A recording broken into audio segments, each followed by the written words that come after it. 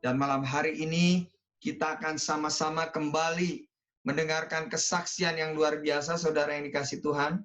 Ya, kita percaya bahwa kesaksian ini tentunya akan menjadi berkat buat setiap kita semua. 15 menit ke depan ini kita akan dengarkan kesaksiannya. Tuhan Yesus memberkati, Bu. Silakan. Shalom semua. Di sini saya mau bersaksi tentang perjalanan hidup saya, yaitu saya lahir dari keluarga Muslim. Mama papa saya Muslim, saya pun dari kecil Muslim juga, gitu kan. Kebetulan saya juga belajar agama pesantren juga dari dulu.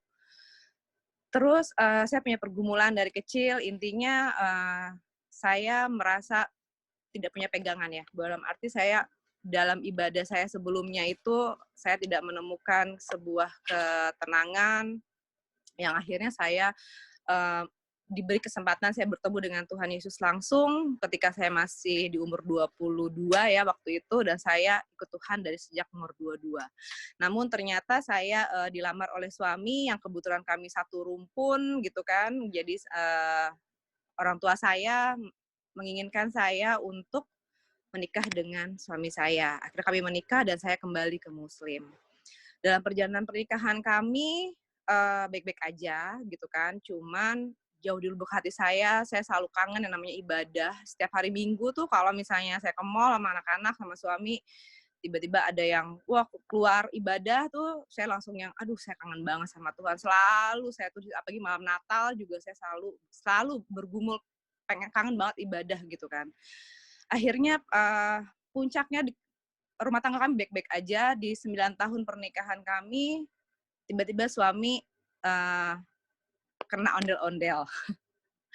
Ondel-ondel, suami kena ya ada perselingkuhan lah ya dengan wanita lain, lalu mulai terjadi keributan di situ kan, dan akhirnya pada suatu malam saya karena kembali Muslim ya, saya sholat tahajud dan saya minta kepada Tuhan saya waktu itu apa yang harus saya lakukan, dan akhirnya saya dimimpikan Tuhan kembali. Saya dimimpikan 3 kali dengan kata-kata yang kembalilah nak, dia bilang. Sekali saya pikir saya suruh pulang nih ke rumah orang tua gitu kan, cuma mimpi gitu kan. Malam berikutnya saya dimimpikan lagi, cuman nadanya udah naik nih, pulanglah nak gitu loh. Waduh, saya kayak udah dipanggil nih. Akhirnya saya pulang ke orang tua saya berusaha menceritakan kondisi rumah tangga saya, tapi mereka seperti angkat tangan seperti itu, terus yang nggak mau ikut campur mungkin ya gitu kan. Tapi saya sudah menyampaikan lah ke orang tua saya gitu kan. Tiba-tiba 2 hari setelah itulah kurang lebih saya dimimpikan lagi, tapi kata-katanya kata-kata Alkitab gitu, datanglah kepadaku yang berbeban yang letih lesu dan berbeban berat. Saya kaget banget, dan saya langsung lompat, saya bangun dan saya langsung ya ampun Tuhan Yesus, ternyata Engkau yang panggil saya gitu kan. Oke, saya pulang Tuhan, saya pulang. Akhirnya saya pulang, saya menemukan sukacita luar biasa. Saya mulai belajar kembali kekristenan. Di situ saya banyak pergumulan. Saya harus bagaimana melepas pengampunan terhadap suami, tapi saya tetap masih keras hati ya gitu. Masa dimaafin sih dan sebagainya. Terus suami pun juga sudah keluar rumah, dia tinggal dengan perempuan itu, dan saya tambah bergumul ya gitu ya, tambah bergumul. Saya harus bercerai, saya nggak mungkin begini terus gitu kan. Akhirnya saya mulailah bagaimana proses perceraian lah gitu ya. Tapi saya juga sedang proses bagaimana saya kembali ke jalan Tuhan. Ketika saya kembali ke jalan Tuhan, bertentangan sekali ya dengan keduniawian kita ya, bahwa kalau di agama saya kemarin yang dulu itu adalah cerai gitu ya. Tapi begitu saya ikut Tuhan tidak ada perceraian gitu ya. Walaupun menikahnya mungkin bukan depan Tuhan, tapi sudah ada ikatan perkawinan ya, tidak boleh bercerai. Itu saya pergumulan. Saya nggak terima. Saya nonton di YouTube lah pendeta A B C D dan tetap nggak boleh bercerai. Saya tetap nggak kena di saya gitu. Kenapa alasan nggak boleh bercerai gitu kan? Terus akhirnya saya nggak menemukan jawaban, nggak sengaja saya ketemu YouTube dari Ci saya kaget gitu ya. Ternyata beliau punya permasalahan yang sama dengan saya gitu ya, dan saya melihat bagaimana Ci Eli menghadapi masalah tersebut, terus dengan ayat-ayat Tuhan juga, dan saya langsung yang saya ngena ya di hati saya, dan saya, aduh saya kayaknya harus ngobrol nih sama Ci Eli, gimana ya caranya ya? Saya pikir, tapi kan ini pendeta besar gitu ya, apakah saya dibales gitu kan? Tapi cobalah saya SMS gitu ya, saya WhatsApp ya. Dibales sama Ci Eli. Saya kaget. Akhirnya kita ngobrol, kebetulan ke Jakarta nih, Ci Eli mau ke Jakarta, ada kebaktian di Simpruk. Oke, aku datang. Nah, disitulah aku pertama kali ketemu Ci Eli. Ya, begitu di situ, itu selalu saya nggak ngerti deh, sampai hari ini setiap Ci Eli khotbah, aduh saya pasti kena banget deh. Jadi kalau saya mau mulai pergumulan mulai keluar gitu kan, ada apa selalu Ci Eli ada ini khotbah, saya pasti kena kayak ketampar banget lah gitu ya. Jadi akhirnya saya konsultasi rutin dengan Ci Eli, dan saya tuh masih terus ngeyel gitu ya, ngeyel kenapa begini, terus akhirnya saya akhirnya menemukan satu kata dari Ci Eli, yaitu adalah respon yang benar. Aduh saya bingung ya, respon benar tuh bagaimana gitu, memaafkan kayaknya udah deh gitu kan, tapi respon yang benar adalah yaitu kita tunduk dan taat terhadap suami, itu mengampuni, memaafkan, melayani gitu kan, dia udah nyakitin kita, tetap merespon yang baik gitu loh. Tuhan mau respon kita yang baik gitu. Akhirnya aku coba gitu ya, jadi kayak misalnya kalau misalnya suami udah kita mulai berantem, saya nggak banyak omong, saya pokoknya cuman kalau udah ada pergumulan, saya masuk kamar, kunci pintu, saya duduk berdoa. Apa-apa saya duduk berdoa. Suami nggak, saya tetap melayani, ya seperti Ci Eli sarankan, ya disiapkan makanan suami. Padahal saya tuh udah gendek banget, tapi terus ya Ci Eli dampingin saya terus, saya kadang-kadang telepon sampai tengah malam, tapi ya puji Tuhan ya, saya mengerti akhirnya maksud dari pemahaman apa yang Tuhan mau terhadap hidup saya gitu kan. Terus ribut, nah suami tahu saya kembali ke Kristen, udah mulai perkataannya menyakiti saya, tapi saya pikir ini proses gitu kan, saya tetap bertahan, terus gitu saya tidak lagi berkata bercerai, saya bilang saya harus menjadi contoh yang benar gitu kan buat anak-anak saya juga gitu kan. Dan saya kaget gitu ketika perubahan saya kembali ikut Tuhan, anak-anak tuh yang pertama yang komentar pada saya. Anak-anak pernah bilang bahwa, "Bunda, aku suka Bunda yang sekarang," gitu kan. Kenapa gitu? Karena Bunda yang sekarang itu nggak suka marah-marah lagi gitu kan. Terus Bunda tuh sekarang nice gitu ya. Terus, oh masa sih gitu ya? Oh aku berubah ya, ternyata ikut Tuhan tuh berubah ya, memaafkan, berkata lebih baik daripada yang terdahulu ya gitu. Jadi oke, saya terusin lagi karena saya terusin lagi, dan ternyata bukan anak-anak aja loh, suami pun juga heran. Dia merasa aku tuh berubah gitu kan, dan akhirnya dengan perjalanan aku suami akhirnya tahu aku kembali ke Kristen, terus akhirnya ya sempat berantem lagi, dan tapi saya tetap dengan lemah lembut melayani beliau gitu kan, dan saya setiap ke gereja pun saya pamit akhirnya, yang tadinya kucing-kucingan gitu ya. Tapi 8 bulan menjelang suami saya meninggal ya, suami meninggal akhirnya, dan sebelum 8 bulan itu menjelang dia meninggal, itu saya kaget. Pertama kali yang dia omongin adalah, hari Minggu kita ajak makan anak-anak yuk, dia bilang. Waduh, hari Minggu nih gitu ya. Pasti dia mau menghalangi saya datang ke gereja nih gitu, mau ibadah nih. Tapi saya positif gitu ya. Oke, jam berapa agar saya bisa atur waktu, saya bilang gitu kan. Dan ini pertama kali dia bilang di saat itu adalah, nanti aja, pokoknya setelah kamu pulang dari gereja. Saya kaget. Puji Tuhan, ini kenapa nih gitu ya. Aduh, Roh Kudus kayaknya udah mulai bekerja nih dalam suami saya gitu ya. Aku bilang nggak salah gitu dengar. Iya, nanti kita jemput. Nah, sejak saat itu saya tuh justru malah suami itu yang paling rewel, yang selalu bilang, hari ini khotbahnya apa? Kamu jangan lupa ya, nanti hari Minggu ke gereja, atau saya ada PD dulu di sekolah anak saya, ada PD juga di luar, di gereja ini, gereja itu. Suami yang selalu ngingetin, dan saya kaget. Dan setiap saya pulang gereja selalu suami tanya, hari ini khotbahnya apa? Pesan Tuhan apa? Saya selalu menyampaikan apa yang hari itu saya terima gitu, dan suami itu sangat mendengarkan, dan saya heran ini kenapa. Dan udah gitu suami juga pernah masuk ICU, itu 3 kali, selalu tidak jadi dipasang selang setiap saya topang doa ke dada dia. Karena kan dia gagal ginjal, cuci darah, itu dia minum nggak mau ditakar sehingga paru-paru dia tergenang air. Itulah membuat dia sesak. Nah, itu membuat dia susah nafas. Nah, ketika itu yang membuat dia selalu masuk ke ICU. Nah, di ICU sebelum semua dokter mau pasang apa, sampai yang saya, kamu mau nggak didoain? Tapi dalam nama Tuhan saya, nggak apa-apa, nggak apa-apa, nggak apa. Itu selalu tiba-tiba loh, kok bisa nafas? Nggak dipasang selang. Dan akhirnya suami tuh bilang begini, dia sampai heran ya, sampai heran. Dan mulai saat itu dia tuh mau didoain dalam nama Tuhan Yesus, puji Tuhan. Terus saya tuh kasih yang apa sih perjamuan kudus, dia mau. Terus yang kasih minyak urapan sampai dia minum pun kata dia tuh katanya sampai badan dia tuh kayak gemetar gitu ya. Maksudnya apa ya?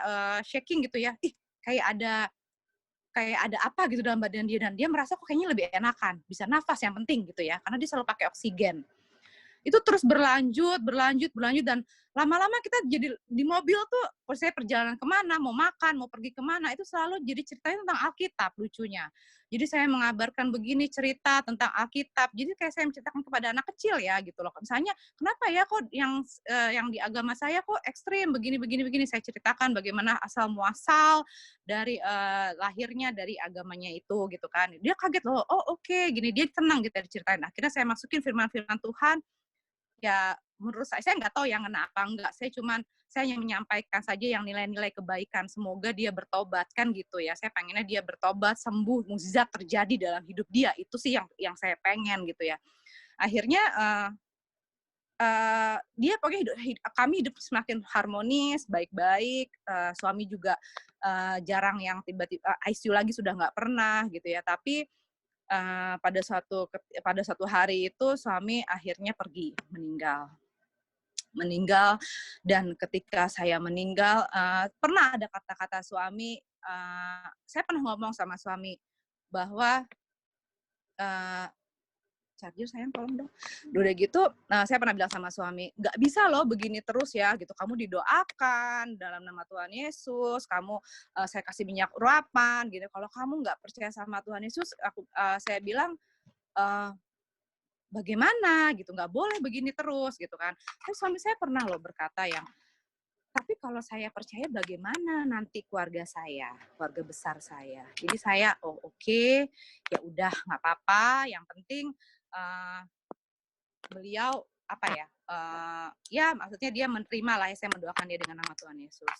Dan ketika dia meninggal, saya melihat dia berdoa gitu ya, saya berdoa, saya nggak tahu lah apa yang dia doakan, tapi saya yakin jauh di lubuk hati dia pasti percaya sama Tuhan Yesus. Cuman mungkin secara kedagingan dia karena keluarganya semua Muslim, kalau sampai hal ini ekstrim terjadi ya mungkin dia punya gengsi atau gimana lah ya, saya nggak ngerti. Tapi satu hal yang saya merasa saya menang ya, bahwa dari iblis ya, bahwa saya tidak bercerai, saya bertahan, dan saya buktikan apa yang Tuhan mau, saya taat, setia, dan berespon benar. Itu yang paling penting, berespon benar gitu. Itu karena kalau kita tidak berespon benar itu kayaknya sia-sia gitu semuanya. Dan itu paling susah berespon benar, karena ketika kita berespon benar gitu ya, berarti kita benar-benar menjalankan apa yang Tuhan mau gitu loh. Dan itu juga menurut aku sih juga nggak gampang. Tapi ketika menjalankannya luar biasa.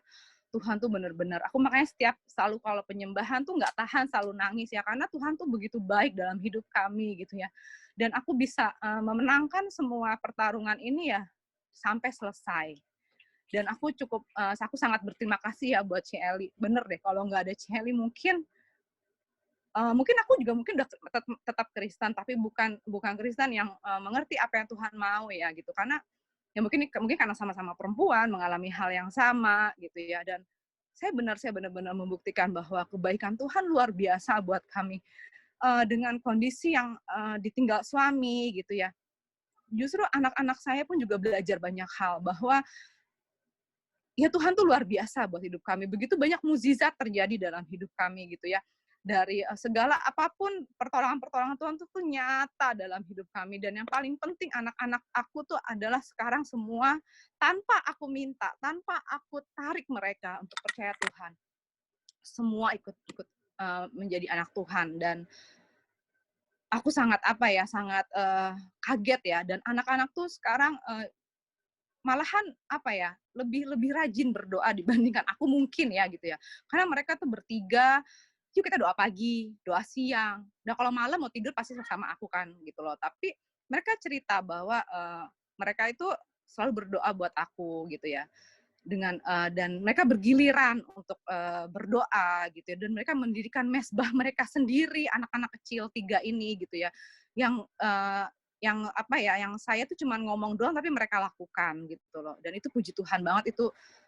Aduh saya nggak peduli lah, saya nggak punya apa-apa gitu, tapi asal-asal anak-anak tuh benar-benar di jalan Tuhan itu udah, bagi saya itu udah sebuah kemenangan yang luar biasa lah. Dan kami benar-benar dipelihara sama Tuhan, benar-benar ya kalau jatuh bangun ya semua orang rasakan ya jatuh bangun ya. Jadi tapi respon yang benar itu benar-benar Cieli itu selalu bilang 3B ya, bisu, tuli, budak.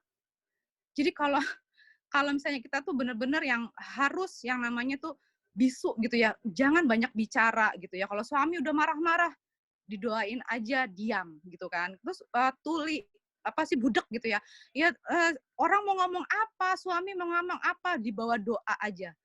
Terus udah gitu itu yang 3B itu yang aku tuh sampai saat ini tuh kalau ada pergumulan tuh selalu aku lakuin. Dan itu benar-benar ketika kita menyerahkan semua di kaki Tuhan, aduh saya sampai semua tuh diselesain sama Tuhan. Tepat waktunya dan selalu berakhir dengan hal yang benar. Ya, karena kita kalau lagi emosi kan mungkin mulut takut berkata-kata yang tidak baik gitu kan. Atau mungkin kita mendengarkan yang 3B, tapi kalau 3B itu dijaga, luar biasa sih, luar biasa. Dan itu aku sampai saat ini tidak pernah mendapatkan khotbah seperti Cieli ya, yang 3B, udah gitu respon yang benar itu penting banget. Jadi dalam hal kerjaan pun aku juga selalu bilang sama anak-anak buah aku, berespon yang benar. Jadi kalau ada perintah apa, berespon yang benar, itu sangat penting gitu loh. Dan itu aku bawa dalam kehidupan aku di pekerjaan juga, dan anak-anak juga gitu. Jadi kalau ada apa, berespon yang benar, itu yang harus kita jaga gitu. Dan 3B ini benar-benar aku pegang sampai sekarang. 3B dan respon itu udah kunci banget deh. Dan itu ketika itu kita lakukan, itu Tuhan bekerja. Tuhan selesaikan semuanya. Aku baru cerita sama Cieli, ada orang yang menzolimi aku lah kayak gitu ya. Itu Tuhan begitu aku ikhlas, nggak apa-apa, ya Tuhan yang bekerja. Itu Tuhan selesaikan, Tuhan bereskan semua dengan, kalau kita udah ngelihat akhirnya, kayaknya nggak mungkin deh saya bisa melewati hal ini sampai hari ini. Tapi itu nyata buat aku, dan itu jadi kesaksian aku kemana-mana bahwa ikut Tuhan itu bagi saya adalah harga mati yang nggak akan pernah aku lepas sampai kapanpun. Dan anak-anak pun juga aku selalu berdoa dan aku serahkan semua ke kaki Tuhan. Dan puji Tuhan aku melewati semua, dan aku bisa menjadi contoh bagi teman-teman aku juga banyak di luar sana yang punya masalah yang sama. Dan aku juga bantu mereka untuk ya walaupun dengan agama yang berbeda, tapi intinya adalah berespon benar, dan kita harus kita percaya kepada Tuhan. Itu sih, cuman ya beda lah ya kalau ikut Tuhan Yesus tuh jauh berbeda karena kedagingan kita tuh udah sangat kita tekan ya, beda banget. Aku sih ngerasain banget ikut Tuhan tuh beda banget gitu sih. Oke, haleluya. Puji Tuhan. Berikan tepuk tangan dulu. Wah, luar biasa. Ya, puji Tuhan. Mungkin ada 1-2 pertanyaan mungkin ya dari jemaat, mungkin begitu ya. Ini banyak yang merespon luar biasa, kesaksiannya luar biasa. Ya, ya semua anak-anak sekarang sudah sudah bisa memaafkan juga mungkin papanya yang sudah nggak ada ya, puji Tuhan. Justru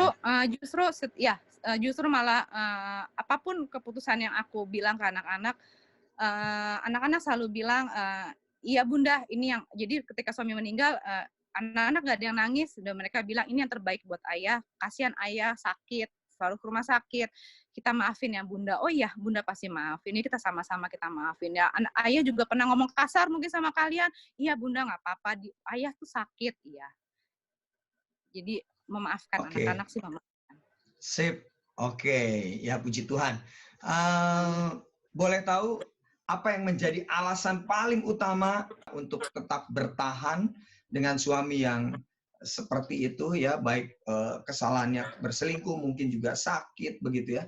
Apa yang menjadi alasan paling utama bisa bertahan? Eee, dulu ya, Ci Eli pernah bilang begini, "Kamu berjalan itu apa sih, menaruh benih ya, menaruh benih." Jadi, menaruh benih itu maksudnya, kalau benar dan nggak respon benar, pasti kita melalui dengan air mata gitu loh. Cuman masalahnya kalau kita lihat ke belakang, apakah dia mau tumbuh atau enggak, itu tergantung kita. Jadi aku bilang dan itu adalah upahnya nanti di surga. Jadi jangan sia-siakan, justru ini malah adalah, waktunya kamu gitu kan untuk menanam, nanti untuk bekal kamu di surga. Nah itu aku ingat banget, ya apa hubungannya gitu kan, kenapa saya harus begitu? Karena nanti di surga itu upahnya sangat besar, kamu akan menikmati turunan kamu, akan nikmati waduh saya kalau udah ngomongin turunan ya, saya juga takut ya, karena kita nggak pernah tahu ya zaman nanti ke depan bagaimana gitu anak-anak kita gitu. Karena ini benih-benih anak-anak saya ini ada nanti mereka yang juga akan menjadi punya anak lagi gitu. Jadi aku bilang berarti ini harus dengan respon ini harus aku dari aku dulu ya. Karena aku adalah contoh buat mereka gitu loh. Percuma kita tuh teriak-teriak gitu ya, marah-marah apa tapi kalau kitanya juga tidak menunjukkan responnya seperti apa, mereka nggak akan contoh gitu. Jadi akhirnya aku tuh berkali-kali nanya itu ya sama si, Ci Eli ya, Ci Eli nerangin terus, aku nggak mudeng gitu ya. Tapi lama, oh aku ngerti, berarti benih ini harus tumbuh, jangan sampai benar-benar harus masuk tanah, dia harus tumbuh dengan siraman yang pupuk yang benar, baru nanti aku bisa nikmati. Karena kalau cuman aku jalanin begitu saja, jalanin begitu aja dan aku sembarangan lemparin benihnya itu, ya entar dia bisa di tanah, bisa di batu lah, nggak akan tumbuh percuma. Tapi aku tetap lewatin, nangis, perih gitu loh. Tapi kalau nggak ada hasilnya buat apa? Sia-sia. Nah, kalau memang kamu nggak mau sia-sia, coba ikutin apa yang Tuhan mau. Memaafkan, udah maafin, maafkan, coba lepaskan pengampunan. Waduh itu berat sih. Kalau ngomong sih gampang, aduh itu beratnya luar biasa. Tapi begitu aku lepasin, wah leganya kayak apa ya, wah aku bilang gila, aku bilang bener sih Tuhan tuh luar biasa sih aku bilang. Jadi, itu sih aku inget banget tuh, itu aku telepon dari rumah sakit, suami lagi cuci darah, itu telepon jam 9, jam 10 malam tuh dengan Ci Eli. Aku inget banget dan aku akhirnya ngerti, "Oke Ci, aku ngerti Ci." Jadi aku sejak itu aku jalanin, aku ikutin, ternyata gini, "Mau sampai kapan, Ci? Aku begini, Ci." Pernah aku juga ngomong begitu. "Capek aku, Ci, capek." Gini. Pas tahu cuman 2 tahun, sampai aku bilang begini, "Ya ampun, Ci, cuman 2 tahun?" Aduh, aku bilang, "Kalau tahu begini mah dari dulu ya," gitu ya kan. Maksudnya banyak orang yang masalah juga lebih loh dari 2 tahun ya, bahkan juga Iya. banyak lah gitu ya. Aku bilang, "Aduh, luar biasa dia." Aku bilang, "Aduh, kalau cuma 2 Mhm. tahun mah, ya sanggup lah," gitu kan. Tapi kita proses itu kan nggak pernah tahu ya mau sampai kapan. Tapi ketika respon benar, Tuhan langsung selesaiin Oke, langsung. oke. Berarti Ibu mengalaminya berapa tahun dari mulai suami berselingkuh sampai akhirnya dia meninggal berapa tahun? 3 tahun, Oh, 3 tahun ya, 3 tahun, puji Tuhan. total 3 Dan tahun. suami sudah meninggal berapa tahun yang lalu?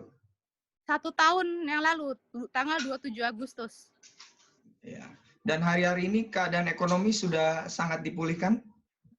Puji Tuhan bukannya saya bersyukur atas corona ya, tapi, eee, ketika suami meninggal, besoknya suami meninggal, terus besoknya kan dikubur ya. Hari itu saya dapat terima telepon, saya diterima kerja dan lusa saya sudah bekerja. Sudah bekerja sampai sekarang saya bekerja dan sekarang saya diberkati lagi, saya pegang 3 perusahaan owner. Saya pegang 3 Oh, perusahaan owner, ya, ya kalau pekerjaan pasti ada naik turun ya, tapi, ya. yang saya syukuri adalah ketika orang banyak dipecat dan jujur saya lagi banyak pergumulan di kantor, karena saya seminggu sekali, 2 minggu sekali saya pasti pecatin orang. Dan saya sangat sedih gitu ya, saya sangat sedih saya melakukan hal itu. Tapi yang saya syukuri adalah bahwa kondisi saya dengan begini justru malah saya dipercaya orang untuk, dikasih tanggung jawab lah, kasarnya seperti itu. Jadi, saya selalu, anak Tuhan saya yakin, saya percaya dan saya tambah percaya bahwa anak Tuhan memang benar, enggak pernah ditinggalkan sama Tuhan. Orang bilang dunia susah susah susah, tapi anak Tuhan dipercaya, dipekerjakan, oh pokoknya diberkatin. Memang sih lika-likunya banyak, saya juga sempat ada masalah juga lah ya dengan rumah saya gitu ya. Saya juga ibaratnya diperlakukan tidak enak lah. Tapi udah dijalani, ya gini-gini aja ya, aku bilang, dan aku lihat, aku dengar cerita dari orang, Bu, ternyata masih banyak jauh di luar sana yang tidak seberuntung saya ya. Tidak seberuntung saya. Jadi, dan saya mulai di lingkungan yang anak-anak Tuhan gitu kan, saya juga ikut jadi tim pendoa juga, ada juga di Jakarta gitu ya. Pokoknya apapun PD, apapun yang ini pokoknya apapun kegiatan Tuhan, mau yang apapun saya lakuin. Pokoknya buat pelayanan Tuhan, apa yang bisa saya lakukan, saya lakukan. Gitu. Oke. Ya.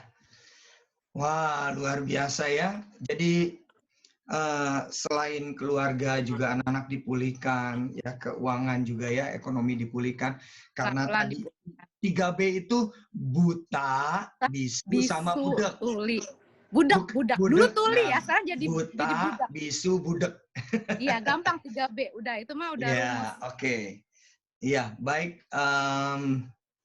Ini tidak ada pertanyaan ya dari jemaat. Saya melihat dulu chatting jemaat ke private saya, tidak ada pertanyaan. Baik, mungkin itu saja yang nggak ada yang ingin ditanyakan lagi.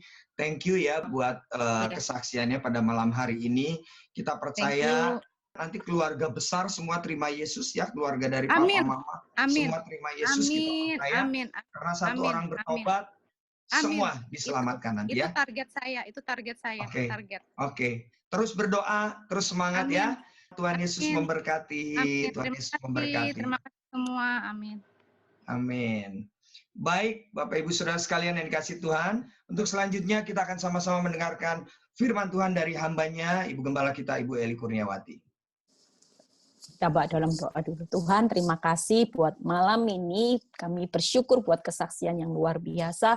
Urapi bibir lidah hamba-Mu. Semua kemuliaan kembali kepadamu. Biar firman ini menjadi kekuatan buat setiap kami. Di dalam nama Tuhan Yesus yang percaya berkata, amin. Ya, shalom. Ada sukacita. Ya, lihat kesaksian yang luar biasa itu bikin kita punya semangat. Ya, bikin kita itu lihat bahwa Tuhan yang saudara sembah itu luar biasa. Ya, saudara tahu apa yang menjadi pemenang di dalam Tuhan. Walaupun keadaan hidupnya hari itu ditinggal suami, ya untung, tapi dia pemenang. Suaminya bukan mati di tangannya perempuan itu, tapi suaminya tetap menjadi suami sampai suami istri sampai akhir menutup mata. Ya, dia tidak lagi kabur dari tanggung jawabnya, bahkan lihat di akhir hidupnya suaminya masih bisa berdoa. Kita percaya bahwa satu orang diselamatkan, seisi rumah itu selamat. Ya, dan lihat anak-anak yang tadinya dari Muslim, ya, terus hari ini juga mengenal keselamatan dan jadi anak yang luar biasa. Saya percaya bahwa apa yang dipercayai, bahwa ketika orang benar itu jalan hidupnya benar, percayalah keturunannya pasti diberkati. Ya, dan saya tadi juga sempat ngobrol beberapa saat, ngomong hati-hati kalau saya lagi WA dia, kamu masih muda, ya godaan iblis pasti banyak. Pokoknya kamu percaya, kamu pasti diberi jodoh yang terbaik. Jangan mau jadi istri simpanan. Dan dia sempat ngomong, iya Bu Eli banyak yang mau menyimpan saya. Ya, saudara lihat kehidupan ini ya. Saya bilang dengan mungkin penawaran enak, hidup enak, jadi istri simpanan, dikasih fasilitas mobil mewah, rumah mewah. Secara daging, ayo siapa yang nggak ngiler? Mau terima 3 anak, ya pasti secara daging kepingin saudara. Tapi balik lagi, apakah itu berkenan di hadapan Tuhan? Kalau tidak berkenan di hadapan Tuhan, saya bilang tolak aja.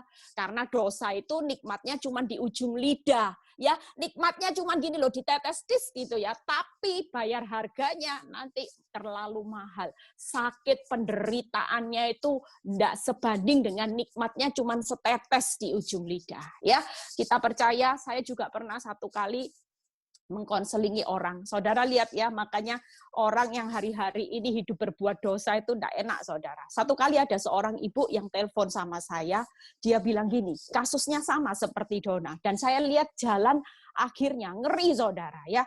Dia bilang gini, Bu Eli, suami saya hari itu mau jual seluruh aset, Karena dia sudah, otaknya sudah dikendalikan sama wanita itu, semua aset yang sudah dipersiapkan buat kita itu maunya dijual, dia sudah buta, Bu Eli.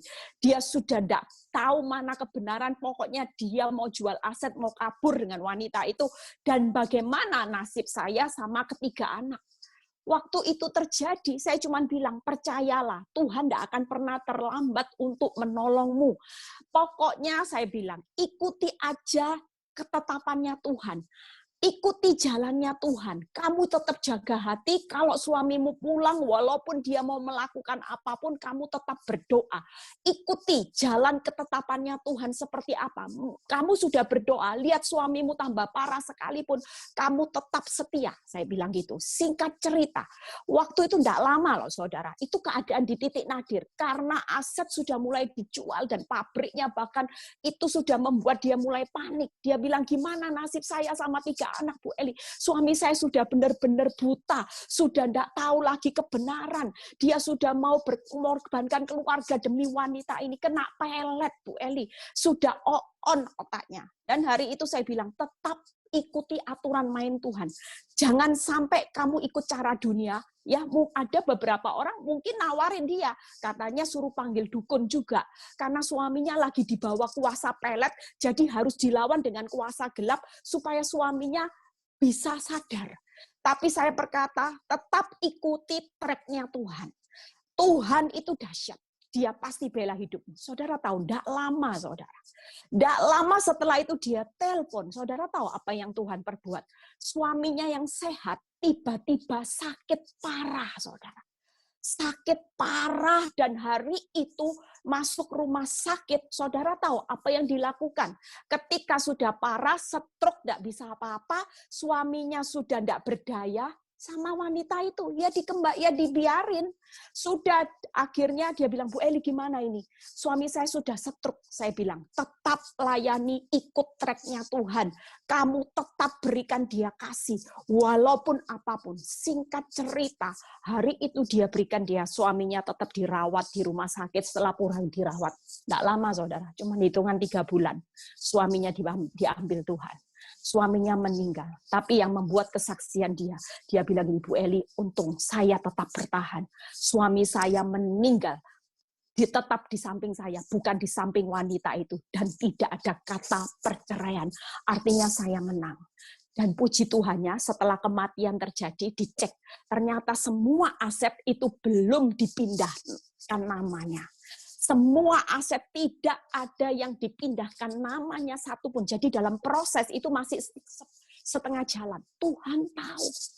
Hari ini apapun keadaan hidup saudara dan saya, khotbah saya malam ini, ikutilah pengaturannya Tuhan. Apa yang jadi ketetapan Tuhan, sesulit apapun itu tadi, respon orang benar, jalani jalannya Tuhan walaupun bercucuran air mata, tetap percaya bahwa Tuhan itu pasti menjadikan saudara dan saya keluar lebih dari pemenang. Yuk kita buka.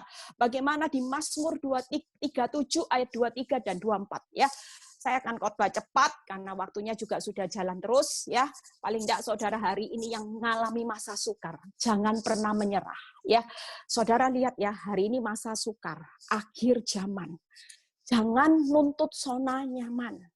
Kalau yang namanya masa sukar, masa itu akan semakin bertambah sukar. Kalau yang namanya sudah akhir zaman, ini ujian akhir. Orang kalau ujian akhir, seluruh materi ya itu akan diujikan buat saudara. Dilihat tahan uji enggak, tahan banting enggak, imannya gimana, semua ada di dalam penilaian Tuhan. Hari-hari ini bersyukurlah melewati proses, harus meramut ya, suami yang enak dulu selingkuh, enggak mau tahu, sekarang sakit. Kita harus tetap berbuat baik. Itu rasanya enggak adil.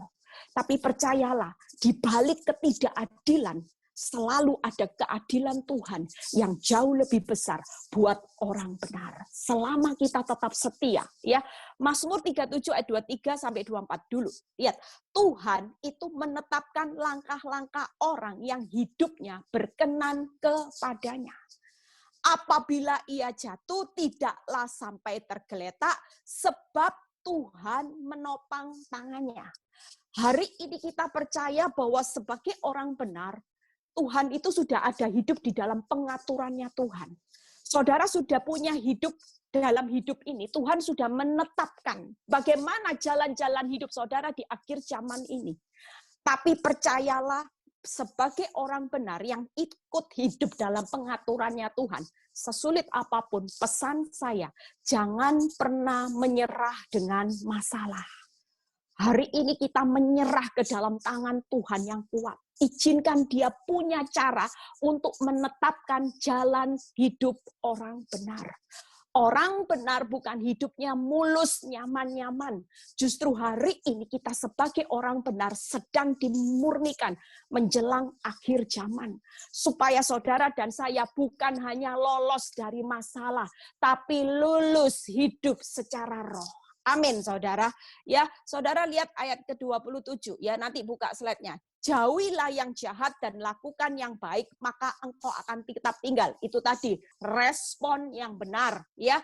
28, sebab Tuhan itu mencintai hukum dan Ia tidak meninggalkan orang-orang yang dikasihinya. 28 ya. Jadi 27, 28 dan 29. Saudara lihat, ketika kita tetap setia, ikut jalannya Tuhan, ikut langkah ketetapan pengaturannya Tuhan.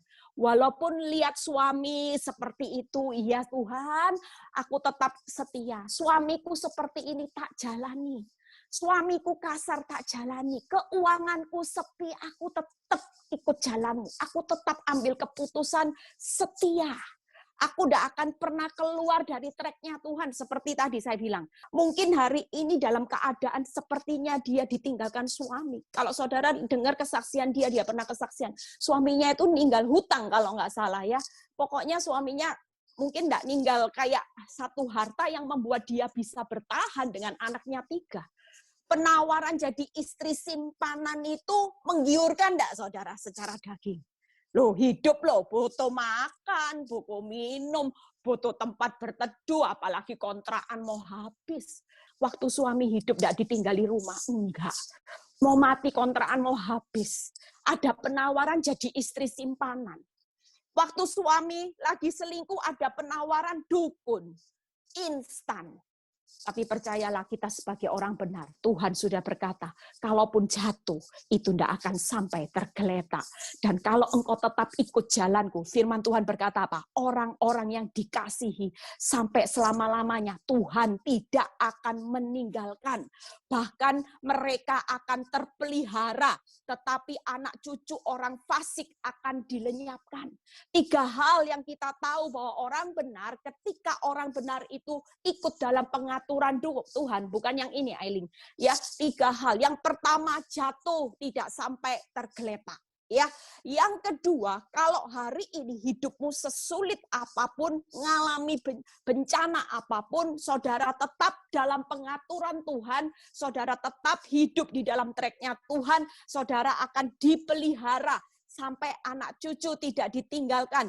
Bahkan orang benar dijamin memiliki hak warisnya. Ya, orang benar itu akan menikmati warisan yang sudah Tuhan sediakan. Amin, saudara. Yuk kita lihat hari ini bagaimana orang benar. Ya, setelah itu 3 hal. Setelah itu saya selesai. Hidup di dalam pengaturan Tuhan itu tidak gampang. Orang mungkin bilang gini, Bu Eli, memang lihat jaminannya Tuhan enak Bu Eli. Ya, jatuh enggak sampai tergeletak. Itu yang pertama. Yang kedua, enak disertai, dipelihara sampai anak cucu, ya. Yang ketiga, janjinya akan menikmati warisan. Tapi bagaimana ini kenyataan enggak bertambah baik sementara hidup harus jalan. Sementara hidup ini terus jalan waktu demi waktu. Percayalah ketika saya mengambil satu renungan, tadi pagi saya merenungkan firman dan itu yang saya khotbahkan, saya cuma berkata, dalam hidup saya, Tuhan itu ingatkan, Eli, waktu kamu menjalani proses, itu bukan berarti ketika engkau berjalan, walaupun bercucuran air mata, ketidakadilan terjadi. Tapi selalu Tuhan berkata, tetap hidupmu selalu ada anugerahku. Hidupmu selalu berjalan dengan pemberian atau gift. Bahkan aku yang selalu memberikan kelegaan. Kita buka yang pertama, saudara, bagaimana hidup di dalam pengaturan Tuhan, ya, itu anugerah. Yuk kita buka 2 Petrus 1 ayat 3 dan 4. Malam ini pesan saya, yuk kita semua hari ini jangan pernah putus asa. Keadaan memang tambah sukar, tapi hidup saudara dan saya hidup dalam anugerah, saudara. Hidup di dalam satu pemberian, hidup di dalam satu kelegaan. Itu yang membuat orang menderita. Seperti saya mengalami proses, saya sadar ketika Tuhan sadarkan. Masa mungkin 10 tahun kalau tidak ada yang namanya anugerah dan pemberian Tuhan? Mana mungkin saya bisa hari ini tetap bisa ketawa, tetap bisa melayani Tuhan? Tidak mungkin. Tapi itu yang benar-benar saya rasakan. Yuk 2 Petrus 1 ayat 3 dan 4. Karena kuasa ilahinya telah menganugerahkan kepada kita segala sesuatu yang berguna untuk hidup yang saleh. Itu anugerah, saudara. Oleh pengenalan kita akan Dia yang telah memanggil kita oleh kuasanya yang mulia dan ajaib. Dengan jalan itu Ia telah menganugerahkan kepada kita ada janji-janji yang berharga dan yang sangat besar, supaya olehnya kamu boleh mengambil bagian dalam kodrat ilahi dan luput dari hawa nafsu duniawi yang membinasakan dunia. Saudara, jangan takut mengalami masa sukar. Pemurnian ini supaya kita ambil bagian dalam kodrat ilahi. Supaya hidupmu hari ini dimurnikan dari hawa nafsu dunia. Tapi hidup menurut Tuhan selalu berjalan dengan anugerah. Anugerahnya yang pertama apa, saudara? Segala sesuatu yang terjadi itu selalu berguna. Nggak mungkin kalau hari ini ada proses itu nggak mendatangkan kebaikan. Nggak mungkin, saudara. Makanya ikuti aturan ketetapan Tuhan. Jalani aja. Hidup ini jangan menyerah dengan masalah. Hidup ini menyerah di tangan Tuhan. Kenapa? Kalau kita menyerah di tangan Tuhan, kita itu pasti menang, saudara. Karena ini tadi ada anugerah. Memang jalani proses berat. Apalagi kalau sudah 10 tahun, rasa capek. Tapi kita tahu kita tidak bakal capek kalau kita fokusnya sama Tuhan. Kenapa? Karena Tuhan bilang ada anugerah. Yang kedua, ada kuasanya yang mulia dan ajaib. Bisa dipelihara sampai dan 3 anaknya sampai hari ini. Tanpa ditinggali warisan yang banyak loh, saudara. Bahkan dia bersaksi kalau sampai hari ini orang lain susah, dia dipercaya 3 perusahaan. Itu semua karena apa? Karena kita jalani proses, di balik semuanya ada kuasa yang mulia dan ajaib. Saudara, jangan takut. Walaupun makin sulit di saat kelemahanmu lah, kuasa Tuhan itu menjadi sempurna. Dari hari ini jangan pernah lari, menyerah itu jangan ada kata menyerah. Sudah ikuti pengaturan Tuhan, mau sesulit apapun jalan hidupnya, tetap berespon benar, tetap berjalan maju dengan bersukacita dan mengucap syukur. Yang ketiga apa, saudara? Anugerah Tuhan yang hari ini, yang mungkin saudara belum melihat, yaitu janji-janji yang sangat berharga dan sangat besar. Itulah yang saudara hari ini dan saya kejar, saudara.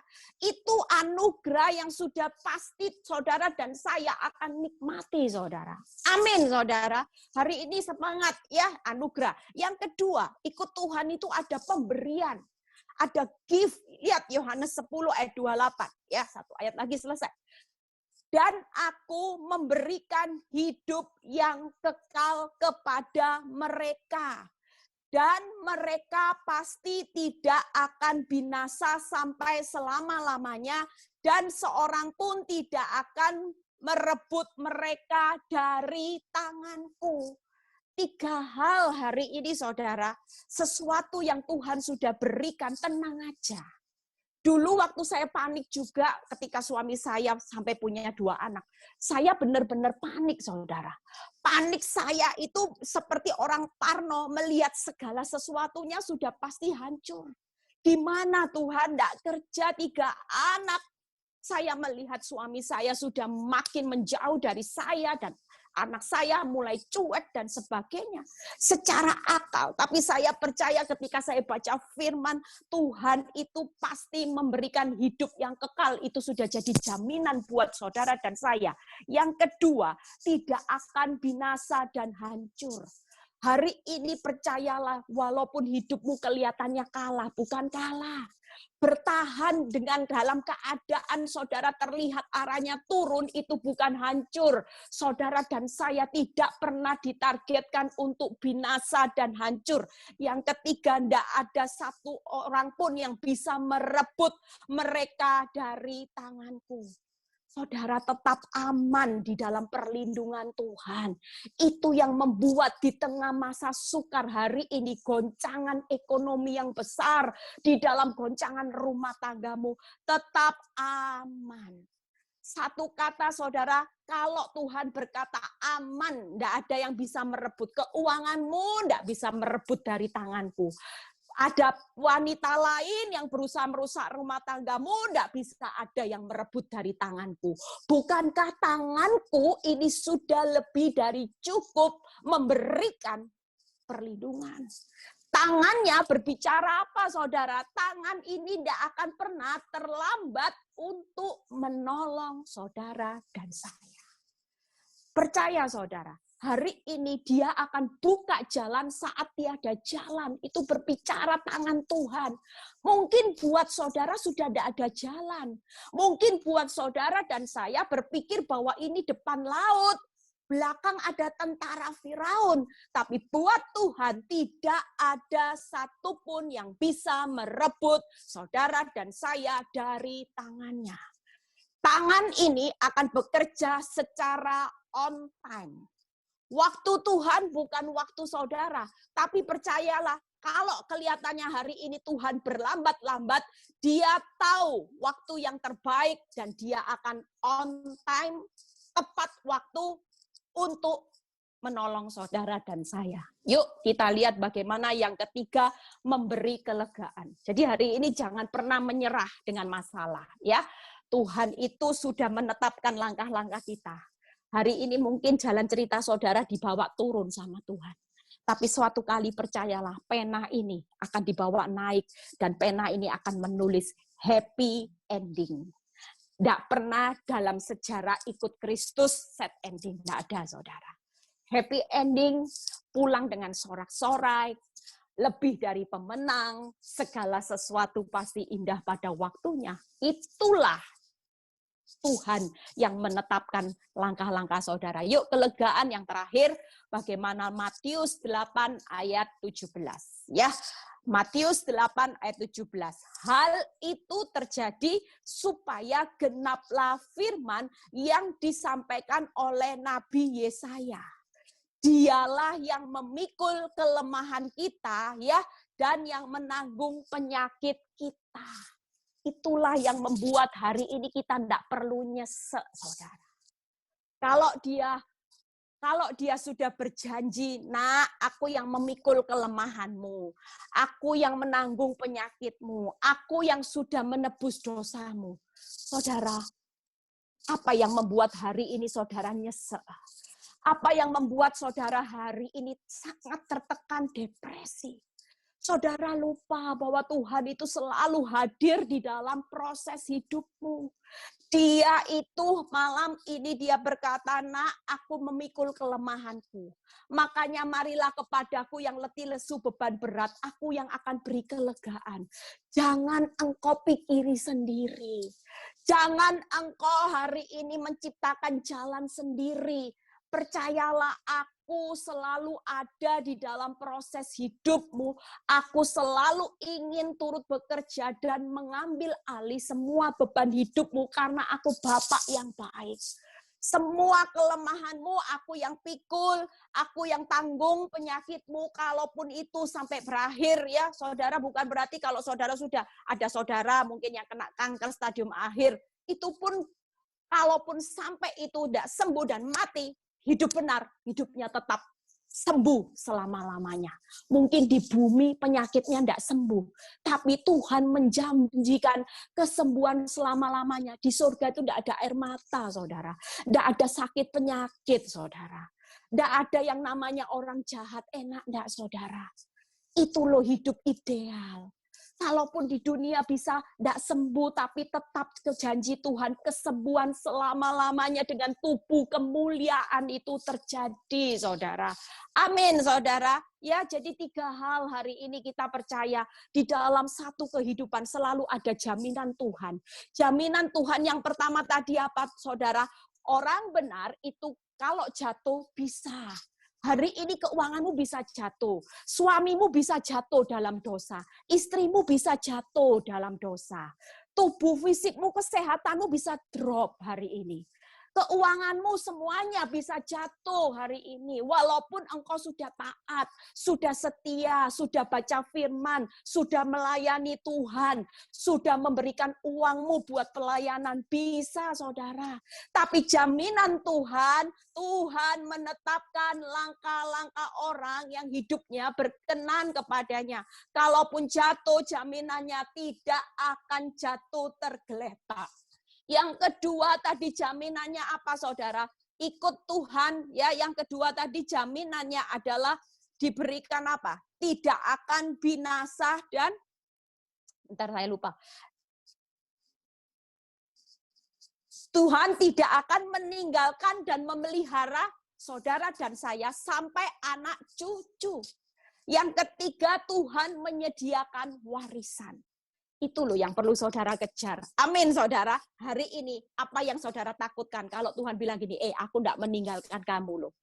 Di tengah kekurangan keuanganmu yang lagi jatuh, aku loh pelihara kamu. Di tengah suamimu yang selingkuh, aku loh pelihara kamu dan anak-anakmu. Di tengah pandemi corona ini, aku loh yang pelihara kamu dan anak-anakmu. Tetap percaya ya, Tuhan yang aman, tidak ada satupun yang merebut. Dan yang ketiga adalah kelegaan. Ya, saudara sudah dipikul kelemahan, penyakit, dosa. Yuk, yang terakhir bagaimana kemuliaan terakhir. Mazmur 37 ayat 34. Ya, setelah itu Frans siapkan satu lagu, yuk kita masuk dalam doa. Lihat Mazmur 37 ayat 34, ini ayat terakhir. Nantikanlah Tuhan dan tetap ikutilah jalannya. Maka ia akan mengangkat engkau untuk mewarisi negeri, dan engkau akan melihat orang-orang fasik dilenyapkan. Orang yang sabar hari ini ikut nantikan Tuhan dalam pengaturannya. Tuhan, dah enak Tuhan, ikut Tuhan doh. Mazmur 37 ayat 34. Nantikanlah Tuhan dan tetap ikuti jalannya. Maka ia akan mengangkat engkau untuk mewarisi negeri, dan engkau akan melihat orang-orang fasik dilenyapkan. Saudara percaya hari ini hidupmu kemuliaannya bukan berakhir dengan aib, walaupun suamimu sampai punya anak, walaupun mungkin keuanganmu harus hari ini rela rumahnya dijual, toko sepi, tapi Tuhan berkata apa? Nantikan Tuhan, ikuti tetap jalannya, pengaturan Tuhan, tetap ikuti langkah-langkah yang ditetapkan oleh Tuhan. Maka kemuliaannya Tuhan akan mengangkat saudara dan saya untuk mewarisi negeri. Justru hari-hari ini kita akan lihat orang fasik dilenyapkan. Jangan ikut caranya orang fasik. Amin, saudara. Jangan ikut caranya orang fasik atau orang dunia, ambil jalan pintas. Kemuliaannya akan dilenyapkan. Kemuliaannya akan hancur. Sementara saudara dan saya yang hari ini tekun pikul salib, tekun ikuti pengaturannya Tuhan, tetap ikuti jalan-jalan yang ditetapkan. Janji Tuhan, Dia akan mengangkat saudara dan saya mewarisi negeri.